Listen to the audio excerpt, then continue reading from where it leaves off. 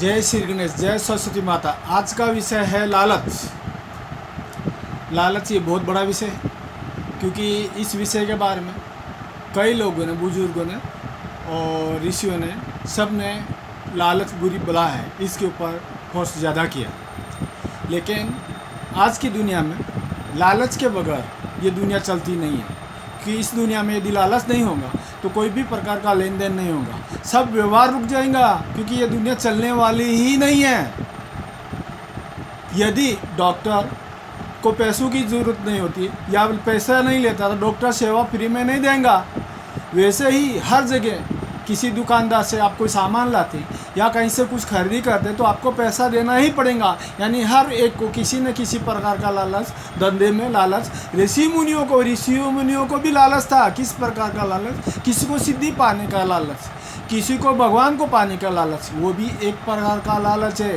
ये जो कुछ भी हुआ इस दुनिया के अंदर और जो कुछ हो रहा, जो कुछ होने वाला, वो सब लालच के ऊपर चलता है।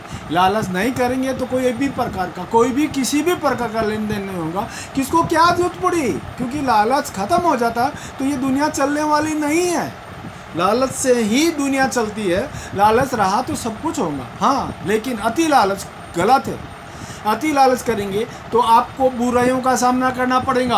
अति लालच आज नहीं तो कल आपको भुगतना ही पड़ेगा। आपकी पीढ़ियों 7 पीढ़ियों तक अति लालच भुगतता है। अति लालच से ईर्ष्या पैदा होती है, ईर्ष्या से अहम पैदा होता है, अहम से माज आती है, माज आता है, और छल कपट ये सब कुछ पाप के मार्ग है। अति लालच पाप का मार्ग है। इसके लिए अति लालच मत करो। अति लालच करेंगे तो लोगों की नज़र से गिर जाओगे। इसके लिए लालच की लिमिट होनी। लालच का लिमिट रहा तो आपका अच्छा होगा। अति लालच करोगे तो कहीं ना कहीं भुगतना पड़ेगा। आप भुगतेंगे तो उसके पीछे पाप लग जाएगा। पाप का एक सिस्टम ऐसा है, पुण्य और पाप दोनों का हिसाब किताब अलग है। किसी समय में एक राक्षस के द्वारा सभी ऋषियों से हवन के अंदर मदिरा और मांस का हव्य दिलाया था। इसके लिए देवताओं को तकलीफ हुई। जब देवताओं को तकलीफ हुई थी उस समय देवता ने ईश्वरी साधना की थी। जब ईश्वरी प्रसन्न हुई, ईश्वरी साधना के बाद में देवताओं के जो दुख थे उनको सुनने के बाद उस ईश्वरी ने देवताओं को वरदान दिया था कि जो भी कोई पुण्य करेगा उसके तुम भागी बनोगे, पाप के तुम भागी नहीं बनने वाले। इसके लिए जो भी कोई अति लालच से पाप करता है, पाप उसी को भोगना पड़ता या उसी के परिवार को भोगना पड़ता या आने वाली पुश्तें 7 पुश्तों तक भुगतना पड़ता है। पाप का असर रहता है। इसके लिए पाप करने से पहले विचार करो और देखो। पुण्य एक ऐसी चीज़ है क्योंकि उस ईश्वरी का वरदान है। पुण्य घटता है, बढ़ता नहीं। यदि आप 100% पुण्य करते, 100 रुपये पुण्य करते तो उसमें 50 पैसा 100 रुपये का 50 रुपया उस ईश्वर को चला जाता है, उन देवताओं को चला जाता है। पीछे रहा 50 रुपये आपके पास, 50 रुपये में से 25 रुपये आपकी औरत भागीदार रहती है, अर्धांगिनी, उसको 25 रुपये चला जाते। आपके पास रहता है पुण्य का 25वां हिस्सा। जब 25वां हिस्सा आपके पास रहा, उसमें से जो तुम्हारे साथ जीते हैं, जो तुम्हारे साथ फैमिली जुड़ी है, उनको 5 पैसा चला जाता है। क्योंकि तो जो तुम्हारे से जुड़े हैं वो पुण्य के भागीदार बनेंगे, पाप के भागीदार नहीं, क्योंकि ये सृष्टि का नियम है। और 5 पैसा तुम्हारे कुल देवता का रहता है और 5 पैसा तुम्हारे पूर्वजों का रहता है और 5 पैसा आने वाले पीढ़ियों के लिए रहता है। जो तुम्हारे घर के अंदर जन्म लेते हैं, वो जो परिवार से तुम्हारे संबंधित होते हैं, 7 पीढ़ियों तक अच्छा उसका पाप का असर, पुण्य का असर रहता है। इसके लिए जितना आप पुण्य करेंगे उसमें से आपको खाली 5 पैसा पुण्य मिलता है। 100 रुपये से में आपको 5 रुपये पुण्य मिलता है। हाँ, लेकिन पुण्य का एक गणित ऐसा है, एक कण दान किया हुआ आपको 1 कण मिला है तो उसको मन प्राप्त होता है। 1 कण दान आपके हिस्से में आता है 5 पैसे के हिसाब से, तो उस कण का मन पुण्य मिलता है। पुण्य का गणित यह है। इसके लिए कोई भी पुण्य करते समय आपके अंदर विचार अच्छे होने चाहिए। या यदि आप पुण्य करते समय आप कुछ विचार अलग करते या काट क्रोध या ईर्ष्यावश या किसी पाने की इच्छा से आप पुण्य करते, वो पुण्य आपको लागू नहीं होता।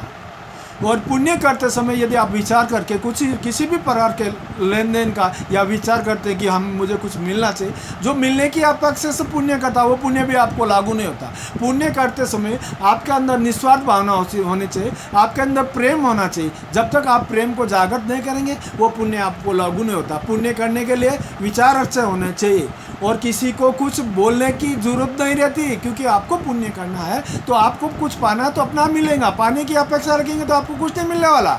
इसके लिए पुण्य का हिसाब ऐसा है, स्व खुशी से एकदम मन खुशी से आप पुण्य करो। आपको उस पुण्य का जो भी हिस्सा मिलेगा 5 पैसा, जो 5 पैसा मिलेगा उसका जो है आपको कई गुना ज़्यादा उसका पुण्य बढ़ता जाता है। अभी रहा पाप का हिस्सा। पाप जब लालच द्वारा पाप घटता है तो पाप को आपको 100% आप ही को भुगतना पड़ता है और आपके परिवार को भुगतना पड़ता है। यदि आप पाप से पैसे कमाए हुए दान करते तो उस दान से आपको पुण्य नहीं मिलता है, क्योंकि जो पैसा आपके मेहनत का नहीं, जो बिना मेहनत से पाप द्वारा कमाया हुआ पैसा आप दान करेंगे तो उस पैसों से जो जिन लोगों को आप दान में बांटेंगे उन सब से पाप बढ़ता है। मैं किसी को समझ लो खाना खिलाता हूँ पाप द्वारा पैसे कमाए से, या मैं भंडारा करता हूँ, जिन जिन लोगों ने खाना खाया भंडारे में उन सब का पाप तुम्हारे ऊपर लदता जाता है, क्योंकि वो अनायास या किसी को मालूम नहीं है करके तुम्हारे पाप के पैसों का भंडारा किया खाया है, तो वो आपको भोगना पड़ता है उन सभी के पाप। यानी पाप बढ़ता है, घटता नहीं है। जैसे पुण्य घटता है वैसे पाप बढ़ता है। पाप को बांटो मत। पाप यदि आप करते हैं तो आप किसी भी प्रकार के पुण्य के लाभित नहीं होते। इसके लिए आपको अच्छे पैसे, मेहनत के पैसे, ईमानदारी के पैसे कमाओ ताकि वो आपको, आपके परिवार को सुखी रख सके। आप ये सोचेंगे मैं गलत पैसे से कमा करके पुण्य कमा लूँगा, नहीं मिल पाएगा, क्योंकि आप पाप के द्वारा किए हुए पैसों से वो पुण्य लाभित नहीं होता। यदि ऐसा होता तो हर आदमी गलत काम करके पुण्य कर लेता, सोच लेता मैंने गलत किया उसका पुण्य करके बराबर बैलेंस कर दिया। नहीं, बैलेंस कभी नहीं होता।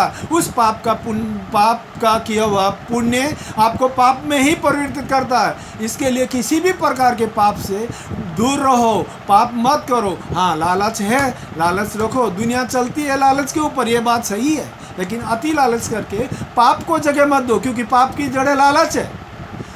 पाप की जड़ें ही लालच है। आप लालच करके कोई भी काम करेंगे तो अति लालच आपका पाप को ही भाग देगा।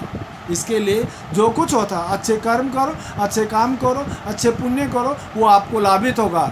और मेरे भाइयों, ये वीडियो लाइक कीजिए, सब्सक्राइब कीजिए और शेयर कीजिए ताकि लोगों को मालूम करे और उसमें आपका भला हो। जय श्री राम।